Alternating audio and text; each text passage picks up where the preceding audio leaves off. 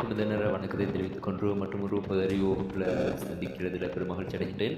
இந்த வகுப்பில் வந்து நம்ம இன்றைக்கி நம்ம பார்க்கறது வந்து 2026ஆம் ஆண்டு உலகளாவிய ரீதியில் நடக்க இருக்கின்ற விளையாட்டுக்கள் சம்பந்தப்பட்ட முழுமையான தகவல்களை பார்க்கலாம்னு நினைக்கின்றேன்.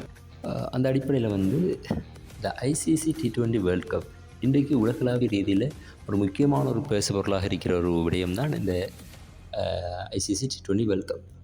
குறிப்பாக இந்த போட்டி வந்து இந்த ஆண்டுக்குரிய போட்டி இலங்கை மற்றும் இந்தியா போன்ற நாடுகளில் நடாத்துவதற்கு திட்டமிடப்பட்டிருக்கு. குறிப்பாக இந்த போட்டி பிப்ரவரி 7ஆம் தேதியில் இருந்து மார்ச் 8ஆம் தேதி வரைக்கும் இலங்கை மற்றும் இந்தியாவில் இருக்கின்ற பிரதானமான மைதானங்களில் நடாத்துவதற்கு திட்டமிடப்பட்டிருக்குது. குறிப்பாக இலங்கையில் வந்து ஆர் பிரேமதாச ஸ்டேடியம், அதே போல் பல்லேகலை ஸ்டேடியத்தில் வந்து நடாத்தப்பட இருக்குது. அதே போல் இந்தியாவில் நரேந்திர மோடி ஸ்டேடியம், அதே போல் மும்பை, கல்கத்தா, சென்னை போன்ற நகரங்களில் வந்து இந்த போட்டி நடாத்துவதற்கு திட்டமிடப்பட்டிருக்குது. குறிப்பாக இந்த போட்டியில் 20 அணிகள் வந்து விளையாட இருக்காங்க. இந்த 20 அணிகளுக்கும் வந்து 55 போட்டிகளை, இந்த 20 அணிகளுக்குள்ளும் 55 போட்டிகள் இடம்பெற இருக்குது. குறிப்பாக இந்த 20 அணியையும் வந்து 4 குழுக்களாக பிரிச்சிருக்காங்க. அதில் வந்து ABCD என்ற கேட்டகரி கீழே இந்த 20 அணிகளையும் பிரிச்சிருக்காங்க. குறிப்பாக வந்து A அணிக்குள்ள வந்து இந்தியா, பாகிஸ்தான் போன்ற அணிகளும், B அணிக்குள்ள வந்து இலங்கை பிரதிநிதித்துவப்பட்டிருக்கு. இப்படியாக 4 குழுக்களாக இந்த அணிகளை வந்து பிரிச்சிருக்காங்க. இதில் ஒரு முக்கியமான விடயம் வந்து என்னன்னு சொன்னால், இதுவும் உலகளாவிய ரீதியில் பேசப்பட்டிருக்கின்ற ஒரு விடயம் தான், இந்த பங்களாதேஷ் அணி இந்த ஆண்டு ஐசிசி T20 வேர்ல்ட் கப்பில் வந்து விளையாட இல்லை.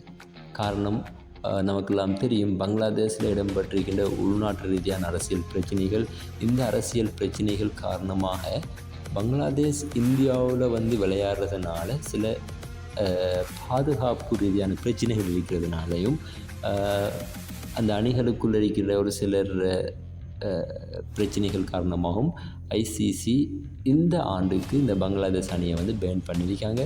அதற்கு பதிலாக அதை ரீப்ளேஸ் பண்ணுற அடிப்படையில் வந்து ஸ்காட்லாந்து அணியை வந்து அந்த அணியை பிரதிநிதித்துவப்படுத்துகிற அடிப்படையில் போட்டிருக்காங்க. இப்போ இது வந்து ஒரு முக்கியமான ஒரு விடயம். பங்களாதேஷ் அணி விளையாடாமல் இருக்கிறது. குறிப்பாக இந்த T20 வேர்ல்ட் கப் இலங்கைக்கு வந்து ஒரு மிக முக்கியமான ஒரு போட்டியாக இருக்க போகுது. குறிப்பாக இலங்கை அணிக்கு இல்லை, இலங்கை நாட்டுக்கு வந்து ஒரு முக்கியமான ஒரு போட்டியாக இருக்க போகுது. இலங்கையோட பொருளாதாரம் சம்மந்தப்பட்ட விடயங்களையும் இந்த போட்டி ஒரு சில தாக்கத்தை செலுத்துவதாக அமையுது. குறிப்பாக இலங்கையில் 16 வருடங்களுக்கு பிறகு இந்த போட்டி இடம்பெறுவது ஒரு முக்கியமான விடயம். குறிப்பாக 2009ஆம் ஆண்டு காலப்பகுதியில் இந்த போட்டி இலங்கையில் இடம்பெற்றிருக்குது. அதுலேயும் வந்து ஆஸ்திரேலியா, வெஸ்ட் இண்டீஸ் அணிகள் வந்து விளையாட இல்லை. காரணம் ஒரு சில அரசியல் ரீதியான பிரச்சனைகள். இப்போ பங்களாதேஷுக்கு இருக்கிற ஒரு முக்கியமான ஒரு பிரச்சனை காரணமாக ஆஸ்திரேலியா, வெஸ்ட் இண்டீஸுக்கு அந்த டைம் ஒரு சில அரசியல் ரீதியான பிரச்சனைகள் இருந்திருக்கலாம். ஆகையால் வந்து அந்த அணிகள் வந்து விளையாட இல்லை. இதில் வந்து ஒரு முக்கியமான விடயம் என்னன்னு சொன்னால், இந்த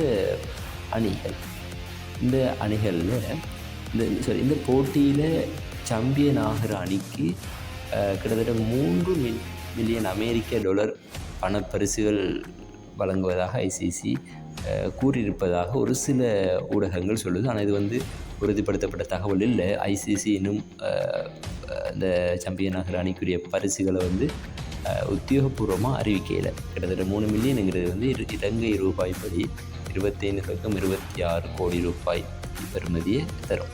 அந்த அடிப்படையில் வந்து இது ஒரு முக்கியமான ஒரு தகவல். அடிக்கடி எக்ஸாமுக்கு வரக்கூடிய ஒரு தகவல். ஆகவே இதையும் வந்து நீங்கள் கட்டாயம் நோட் பண்ணி கொள்ளுங்கள். ஓகே, அந்த தகவலோடு வந்து இந்த வீடியோ முடிச்சுக்கொள்ளலாம் அப்படின்னு நினைக்கிறேன். நெக்ஸ்ட் வீடியோவும் வந்து ஸ்போர்ட்ஸ் சம்மந்தப்பட்ட